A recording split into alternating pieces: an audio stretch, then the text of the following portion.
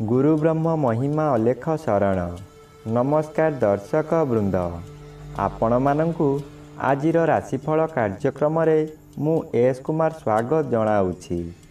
प्रतिदिन निजर राशिफल जानिबा पाई गुरुकृपा यूट्यूब चैनल को सब्सक्राइब करंतु और पाखरे थिबा बेल आइकन को प्रेस करी ऑल नोटिफिकेशन ऑन करी दियंतु, जहा फଳରେ आमे जेतेबेले वीडियो अपलोड करिवो प्रथमे आपण वीडियो देखि पारिबे।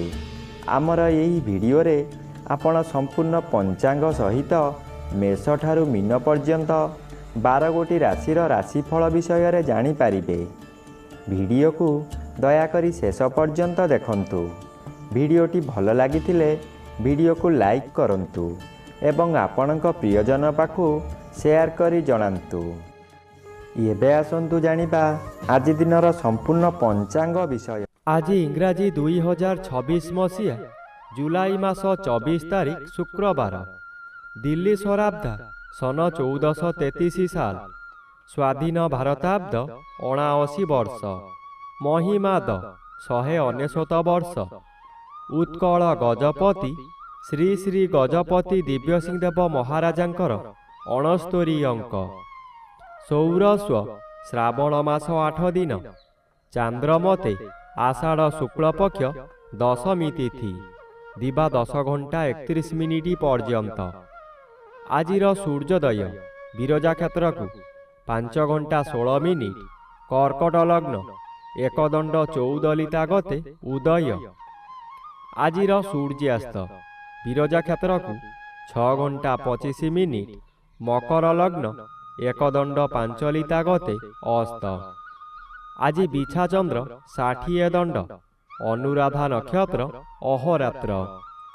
आज जन्मित शिशुर बिछा राशि विप्रवर्ण देवगण। आज मृत व्यक्तिर पुष्कर दोष नाही।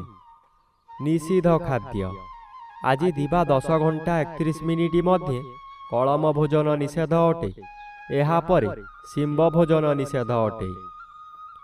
आजिर अमृत जोग प्रातरु दिवा 6 घंटा 58 मिनिट मध्य, दिवा 7 घंटा 45 मिनिट गते 10 घंटा 27 मिनिट मध्य, दिवा 10 घंटा 58 मिनिट गते 2 घंटा 44 मिनिट मध्य, अपराह्न 3 घंटा 3 मिनिट गते 3 घंटा 57 मिनिट मध्य, रात्रि 7 घंटा 53 मिनिट गते 8 घंटा 55 मिनिट मध्य एवं शेष रात्रि 3 घंटा 14 मिनिट गते 4 घंटा 5 मिनिट मध्य। आजिर महेंद्र जोग रात्रि 10 घंटा 40 मिनिट गते 11 घंटा 57 मिनिट मध्य एवं शेष रात्रि 4 घंटा 12 मिनिट गते 5 घंटा 17 मिनिट मध्य। आजिर काल बेला एवं 12 बेला दिवा 8 घंटा 13 मिनिट गते 10 घंटा 44 मिनिट मध्य। आजिर काल रात्रि रात्रि 9 घंटा 47 मिनिट गते 10 घंटा 31 मिनिट मध्य। आजिर राहु काल पूर्वाह्न 10 घंटा 30 मिनिट ठारू मध्याह्न 12 घंटा मध्य। आजिर घात चंद्र नाही। कर्कट राशिर घात नक्षत्र दिवा 10 घंटा 31 मिनिट मध्य, बिछा राशिर घात तिथि। बिछा राशि धनु राशि और मीन राशिर घात 12। प्रिय बंधुगण, एबे आसंतु जानिबा मेष ठारू मीन पर्यंत 12 गोटी राशिर राशिफल विषय रे। राशिचक्र प्रथम राशि मेष राशि। आज मेष राशि जन्मित व्यक्ति मानक सकाशे अष्टम स्थान रे चंद्र गोचर करुथिबारु अति अशुभ फल प्रदान करिबे। एही समय रे आपण जेउ स्थान को जिबे सेठारे कलह हेब, विभिन्न प्रकार क्षति होई आपणकर मथा विचलित होई जीव। रास्तारे जिबा समय रे आपण अन्यमनस्क होई पारंती। सावधान न रहिले जानवाहन दुर्घटना को एड़ाई देई हेब नाही। एही समय रे आपणकु गरम ज्वर मध्य होई पारे। एबे आसंतु जानिबा राशिचक्र द्वितीय राशि वृष राशि विषय रे।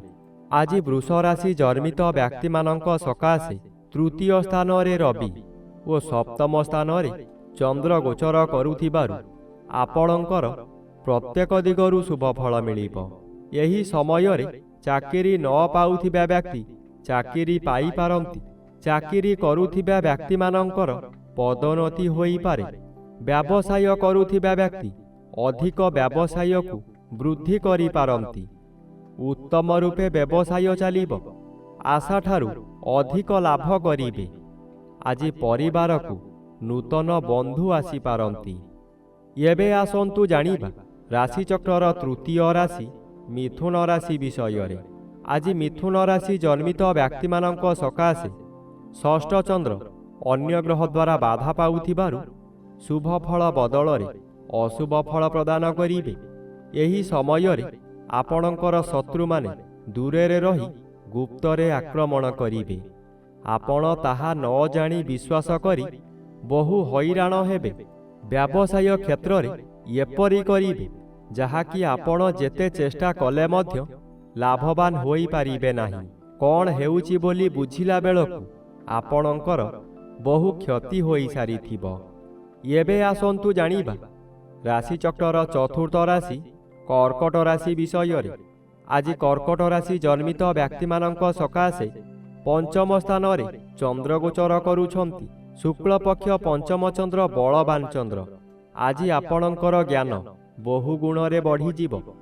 ମସ୍ତିଷ୍କ ଥଣ୍ଡା ରହିବା କାରଣରୁ ପ୍ରତ୍ୟେକ କାର୍ଯ୍ୟ କରିବା ପୂର୍ବରୁ ଭଲ ଭାବରେ ଚିନ୍ତା କରିବେ। ଆଜି ବିଦ୍ୟାର୍ଥୀମାନେ ଯାହା ପାଠ ପଢ଼ିବେ ତାହା ସବୁଦିନ ସକାଶେ ମନ ମଧ୍ୟରେ ଛାପି ହୋଇ ରହିଯିବ। ଏହି ସମୟରେ ପ୍ରବଳ କ୍ଷୁଧା ଜାତ ହେବ। ଭଲ ଭଲ ଜିନିଷ ତଥା ଗରିଷ୍ଠ ଖାଦ୍ୟ ଖାଇ ପେଟ ରୋଗର ମୂଳଦୁଆ ପଡ଼ିବ। ଏବେ ଆସନ୍ତୁ ଜାଣିବା ରାଶିଚକ୍ରର ପଞ୍ଚମ ରାଶି ସିଂହ ରାଶି ବିଷୟରେ। ଆଜି ସିଂହ ରାଶି ଜନ୍ମିତ ବ୍ୟକ୍ତିମାନଙ୍କ ସକାଶେ ଚତୁର୍ଥ ସ୍ଥାନରେ ଚନ୍ଦ୍ର ଗୋଚର କରୁଥିବାରୁ ଅଶୁଭ ଫଳ ପ୍ରଦାନ କରିବେ। ଆଜି ଆପଣ ଅର୍ଥ ସକାଶେ ବିକଳ ହୋଇ ଚତୁର୍ଦିଗ ଭ୍ରମଣ କରିବେ, କିନ୍ତୁ କୌଣସି ସୁଫଳ ମିଳିବ ନାହିଁ। କଥାରେ ଅଛି, ଯେଣେ ଇଚ୍ଛା ତେଣେ ଯା, କର୍ମ ଘେନି ବୁଲୁଥା। ଆଜି ଆପଣ ଯାହା ବି କରନ୍ତୁ ଖାଲି ଅର୍ଥହାନି ହେବା ଛଡ଼ା ଲାଭ ହେବାର ପ୍ରଶ୍ନ ଉଠୁନାହିଁ, ଯାହାଦ୍ୱାରା ମାନସିକ ଚାପରେ ଆପଣ ବିଚଳିତ ହୋଇଯିବେ।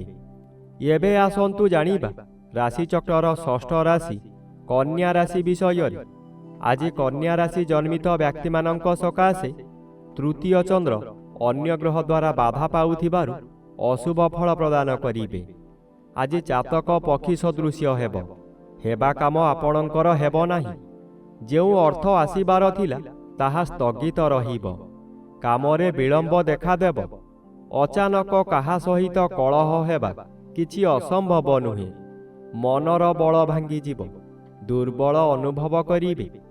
ଅପରାହ୍ନଠାରୁ ଶରୀର ମାନ୍ଦା ଲାଗିବା କାରଣରୁ ଶୋଇ ରହିବେ। ସମୟ ଅଯଥାରେ ବର୍ବାଦ ହେବ। ଏବେ ଆସନ୍ତୁ ଜାଣିବା ରାଶିଚକ୍ରର ସପ୍ତମ ରାଶି ତୁଳା ରାଶି ବିଷୟରେ। ଆଜି ତୁଳା ରାଶି ଜନ୍ମିତ ବ୍ୟକ୍ତିମାନଙ୍କ ସକାଶେ ଦଶମ ରବି ଶୁଭ ଓ ଦ୍ୱିତୀୟ ସ୍ଥାନରେ ଚନ୍ଦ୍ର ଗୋଚର କରୁଛନ୍ତି ଶୁଭ ଫଳ ପ୍ରଦାନ କରିବେ। ଆଜି ଆପଣଙ୍କୁ କିଛି ବ୍ୟକ୍ତି ଅସହଯୋଗ କରୁଥିବା ସ୍ଥଳେ ଅନ୍ୟ କିଛି ବ୍ୟକ୍ତି ସହଯୋଗର ହାତ ବଢ଼ାଇ ଆପଣଙ୍କୁ ଉଚ୍ଚକୁ ଉଠାଇ ନେବେ। ବାଧା ଆସୁଥିବା ସ୍ଥାନରୁ ବିଳମ୍ବରେ ହେଉ ପଛେ ସଫଳତା ମିଳିବ। ଆପଣଙ୍କର ଉଦ୍ୟମ ଫଳପ୍ରଦ ହେବ। ଉତ୍ତର ଦିଗରୁ କୌଣସି ବ୍ୟକ୍ତି ଆପଣଙ୍କ ସହିତ ଯୋଗାଯୋଗ କରି ଶୁଭ ଖବର ଦେବେ। ଏବେ ଆସନ୍ତୁ ଜାଣିବା ରାଶିଚକ୍ରର ଅଷ୍ଟମ ରାଶି ବିଛା ରାଶି ବିଷୟରେ। ଆଜି ବିଛା ରାଶି ଜନ୍ମିତ ବ୍ୟକ୍ତିମାନଙ୍କ ସକାଶେ ନବମ ରବି ଅଶୁଭ ଓ ଶ୍ରୀଚନ୍ଦ୍ର ବାଧାପ୍ରାପ୍ତ ଅଛନ୍ତି, ଅଶୁଭ ଫଳ ପ୍ରଦାନ କରିବେ। ଆଜି ପ୍ରତ୍ୟେକ କାର୍ଯ୍ୟକ୍ରମରେ ଆପଣଙ୍କୁ ବିରୋଧ ଆସିବ।